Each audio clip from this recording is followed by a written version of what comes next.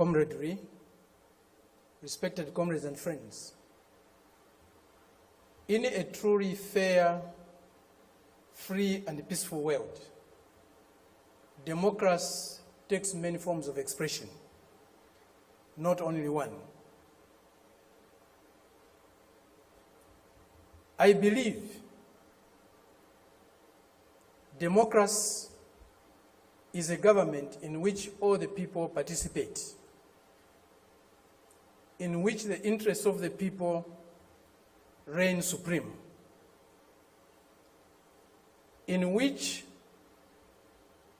their country's sovereignty, their country's honor is at the top.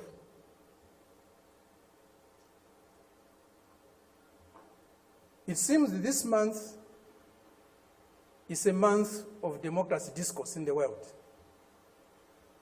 At the end of this month, there will be a conference in Lusaka, or a summit in Lusaka, Zambia, my country, led by the United States. They have come to Southern Africa to teach us democracy. A country that was opposed to our liberation, a country that supported colonial regimes, the apartheid regime in South Africa, the white racist minority regime in Zimbabwe, now Rhodesia, now Zimbabwe, the Portuguese colonial governments in Mozambique, in Angola, in Guinea-Bissau, and Cape Verde, today is coming to Africa to teach us about democracy. A country that has toppled so many governments in Africa, that has led so many coups in Africa and other parts of the world, a country that has killed so many of our leaders in Africa and other parts of the world,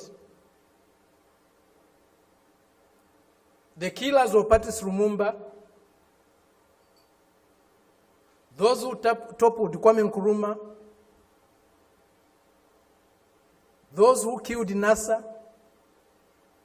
those who killed Muammar Gaddafi, today are coming to teach us about democracy. A country that has been built on brutal force, on enslavement of other human beings, on the humiliation of Africans, the exploitation of Africans, the plunder of Africa, today is coming to teach us about democracy.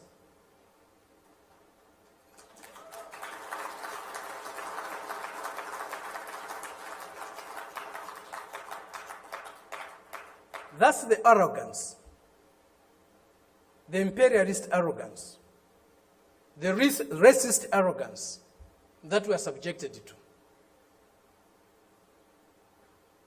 We cannot have democracy where there is hegemony of the strongest, mightiest imperialist power. We cannot have democracy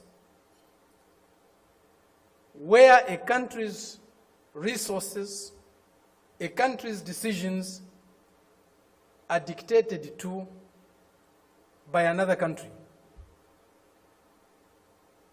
A country that is dominated by another country cannot be democratic. A country that lacks sovereignty cannot be democratic. A people that cannot decide for themselves cannot be democratic.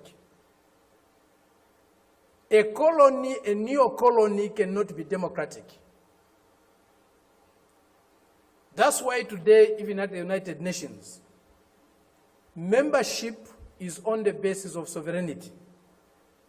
Only sovereign nations can be members of the United Nations, because only sovereign nations can decide for themselves. A colony cannot be a member of the United Nations. It's not by accident. It's not a mistake. If you have no respect for the dignity of others, If you have no respect for the sovereignty of other countries, you cannot claim to be a champion of democracy. They used to say, all roads lead to Rome. Today, we can confidently say, all roads to progress, all roads to what is better for humanity lead to Beijing.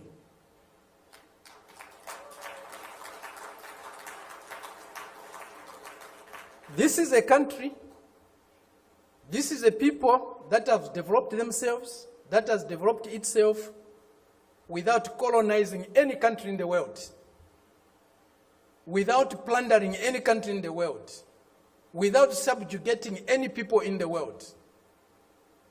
This is a country that is developing with maximum respect for others, for their history, for their cultures, and recognizes the diversity that is there in civilization. We were only taught one form of civilization, one form of modernization. That was the Western way. Westernness was a measure of how civilized, how modern you are. We reject that. We reject it because it's not correct. We reject it because it's undemocratic.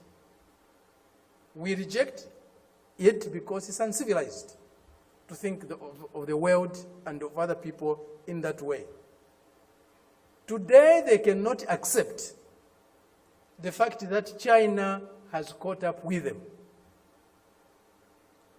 China is about to surpass them in many areas of human endeavor. The imperialist arrogance is inhibiting them from accepting that reality. The racist arrogance is inhibiting them from accepting that reality. But the world is changing. The changes we are witnessing today, as President Xi said in Moscow recently, or the other day, they have never been seen in 100 years. They have shaped a world that they themselves today are scared of. And they have shaped a world that is not sustainable.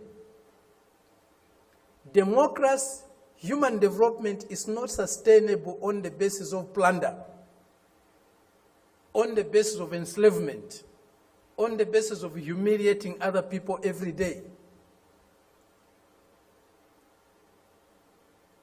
That is a system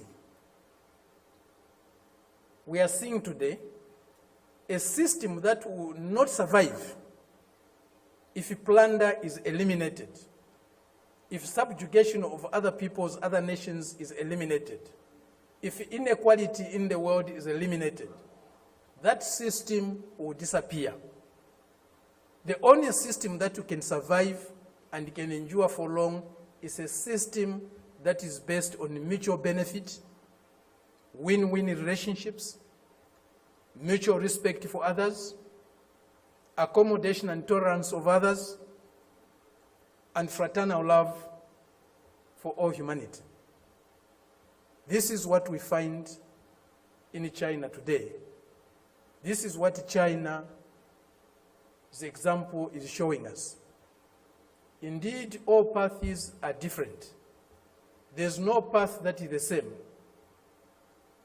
even if they are leading to the same destination. Each path has got its own characteristics. We are seeing that, we are learning that, we are experiencing that today with China.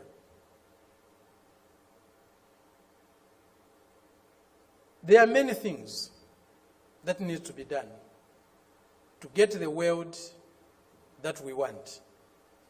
A more just, a more fair, a more peaceful world is possible, but it won't drop from the skies. We have to struggle for it.